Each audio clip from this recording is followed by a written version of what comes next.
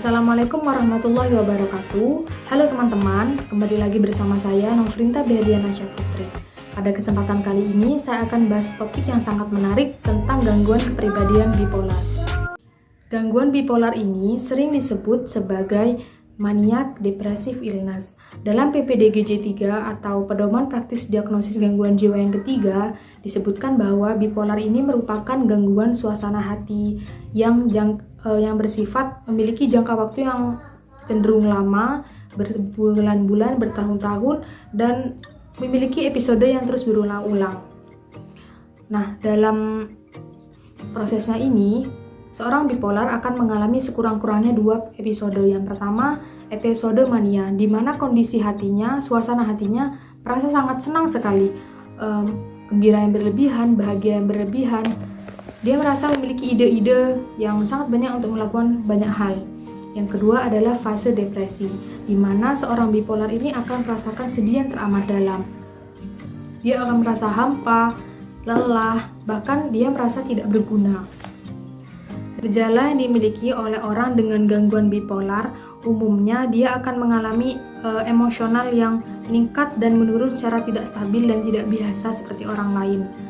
Di mana fase senang, mania, dan fase sedih yang disebut depresi atau bahkan bisa bercampur antara keduanya. Pada orang yang sedang mengalami episode mania, dia cenderung akan merasa sangat senang, sangat bersemangat, dan banyak sekali ide-ide yang tiba-tiba bermunculan dan ingin dia lakukan.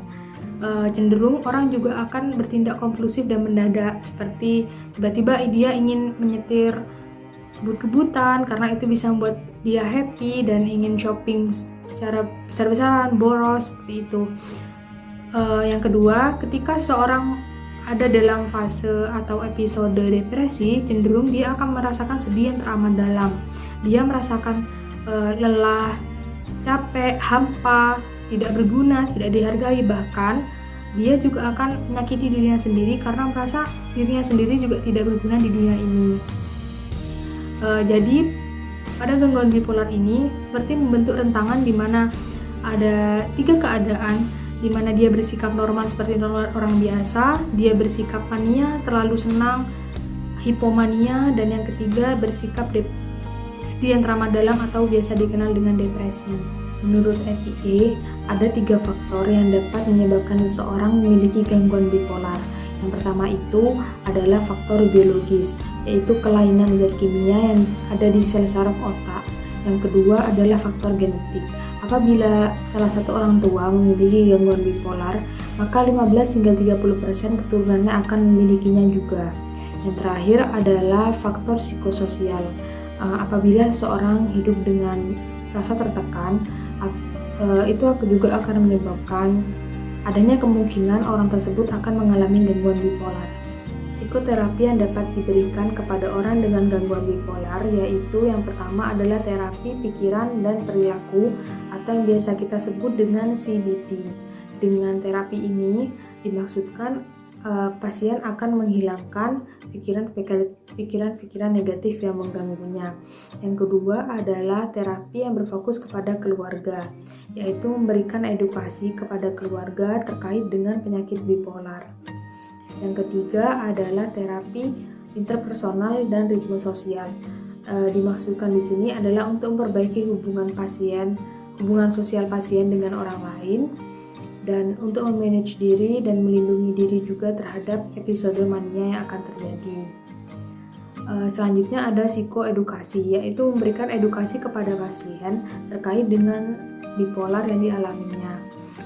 Ada pengobatan lain yang bisa dilakukan, antara lain adalah kejut listrik atau yang biasa kita sebut dengan ACT. Jadi pasien akan dikejut listrik selama 5-15 menit. Dan ini akan membuat pasien disorientasi serta lupa tentang episode yang telah mereka alami sebelumnya. Selanjutnya adalah obat tidur. Obat tidur ini digunakan kepada pasien dengan bipolar yang juga memiliki gangguan terhadap tidur. Intervensi yang dapat diberikan kepada orang dengan gangguan bipolar adalah berupa obat dan psikoterapi. Obat-obatan yang dapat digunakan yang pertama adalah obat penstabil perasaan, Jenis-jenisnya ada lithium, asam fosforat, dan anti-kejang lamotrigine. Yang kedua, ada obat antipsikotik atipikal. Jenis-jenisnya itu ada Cipreza, Abilify, Seroquel, dan Risperdal. Yang ketiga adalah obat antidepresan. Jenis-jenisnya itu ada Prozac, Oxybutynin, dan Wellbutrin. Menurut Diagnostic and Statistical Manual of Mental Disorder edisi keempat, disebutkan bahwa gangguan bipolar ini dapat diklasifikasikan sebagai 4. Yang pertama, bipolar 1, di mana orang yang mengalami bipolar ini akan memasuki episode mania paling sedikit itu 7 hari dan episode depresi selama sekurang-kurangnya 2 minggu, disertai dengan gejala psikotik, yaitu ketidakmampuan dalam mengenali antara realita dan imajinasi. Dalam prosesnya, seorang bipolar juga akan berperilaku sangat berbeda dengan kondisi normalnya. Yang kedua, bipolar 2. Pasien mengalami depresi mayor dan hipomania tapi tidak sepenuhnya. Yang ketiga, gangguan siklotimia yang adalah depresi yang cenderung ringan dan juga hipomania yang muncul biasanya di awal usia 20 tahunan atau fase dewasa awal dengan riwayat keluarga memiliki afektif mayor atau gangguan klinis lainnya dan juga stroke. Yang terakhir adalah gangguan bipolar yang tidak bisa dispesifikasikan, yaitu gangguan bipolar yang muncul akibat pengaruh obat-obatan, alkohol, atau kondisi medis tertentu.